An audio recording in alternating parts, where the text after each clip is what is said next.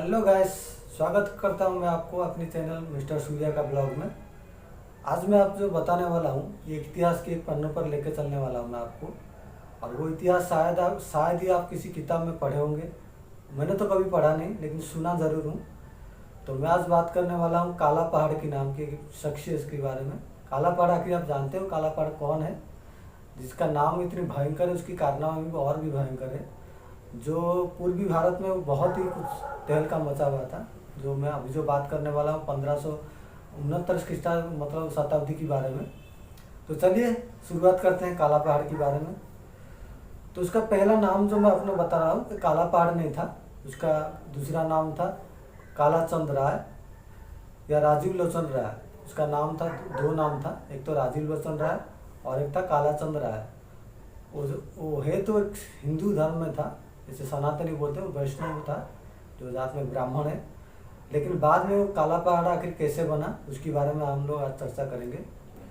तो बात होता है कि बंगाल की जो बोलते हैं ना सल्तनत, जो इस्लाम धर्म में उनको बोलते शासक था।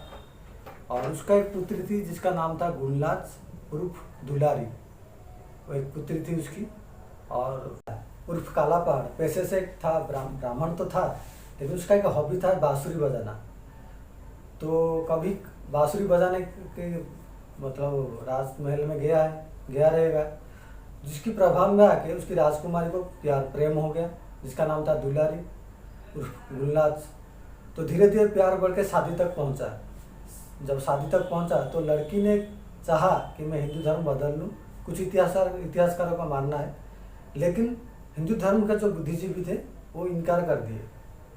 तो लेकिन प्यार इतना आगे तक बढ़ गया था कि काला पहाड़ काला चंद राय उन्होंने धर्म बदल दी, मतलब मुस्लिम धर्म ले लिया। और आप जानते हो जब कि शादी होता है मुस्लिम धर्म में तो उनका धर्म बदलना ही पड़ता है।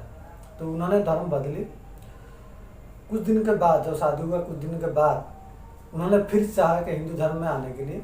और इसीलिए चाहा कि उसका ऑलरेडी 2 पत्नी था, तो उससे भी वो बहुत प्यार करता था। लेकिन यहाँ के जो बुद्धिजीवी थे उसको इजाज़त नहीं दिए। आखिर आप जानते होंगे हिंदू धर्म में क्या है, हिंदू धर्म का मानना ये था कि हिंदू धर्म कोई बिजनेस नहीं है कि शादी के लिए आप धर्म बदल लो, कभी कोई गरीब आया तो धर्म बदल लो। तो ये कोई बिजनेस नहीं है। आप ठीक है, अगर आप बदलो तो आप उसी धर्म में खुशी से रहो। तो इसी हिसाब से उन्होंने बदलने नहीं दिया। लेकिन वो उसका चाहत यही था कि मैं हिंदू धर्म में आऊँ। तो बहुत कोशिश किया, कुछ लोगों ने कुछ समझा, अगर आप बदलना चाहते हो तो पूरी जाओ। जो बोलते हैं ना, हिंदू धर्म का एक आस्था का केंद्र माना जाता है पूरी। अगर वहाँ पे जा सकते हो तो वहाँ के जो पूरी है, जो पुजारी है, वहाँ पे कुछ कर सकते हैं। तो उन्होंने पूरी भी आए, कुछ दिन वहाँ पे भी बैठा रहा अनशन में, जैसे कि बदलने की कोशिश की, लेकिन उसको तिरस्कार मिला। और उस तिरस्कार की नज़र में उसने अपना अंदर एक घृणित महसूस किया और वो गुस्से से भर गया। वो तो किससे शादी किया था कि राजकुमारी से शादी किया था। जब वो अपने स्वदेश लौटा, वहाँ पे उसको किस चीज़ का पोजीशन मिला? सेनापति का। तो उसने सेनापति का रोल निभाया। तो सेनापति का जो शासन उसके हाथ में आया तो उसने ठान लिया कि हिंदू धर्म को पूरी तरह से नष्ट करने के लिए। तो शुरुआत उसने कहाँ से की? जगन्नाथ मंदिर से ही की, जो हिंदू का एक पवित्र आस्था का 4 धामों में से एक माना जाता है जगन्नाथपुरी। वहाँ से शुरुआत की और वहाँ से उसने कामयाबी हासिल भी की। उसके बाद आगे गया। आगे कहाँ पे? जो 35 किलोमीटर कोणार्क मंदिर है, जिसको बोलते हैं कल्चर ऑफ आर्ट, उड़ीसा का हो या इंडिया का हो, वहाँ से कल्चर का उदय होता है। उसको भी उसने तोड़ी और वो भी उसने कामयाबी हासिल किया। बहुत हद तक उसने कामयाबी हासिल कर लिया वहाँ पे।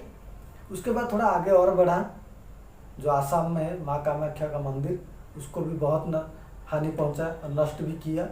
जो इतिहासकारों ने शायद तो इतिहासकारों ने लिखा भी नहीं, क्योंकि एक वर्ग को खुश करने के लिए कुछ हिस्सा हमें भी मतलब किताबों में नहीं लिखा गया।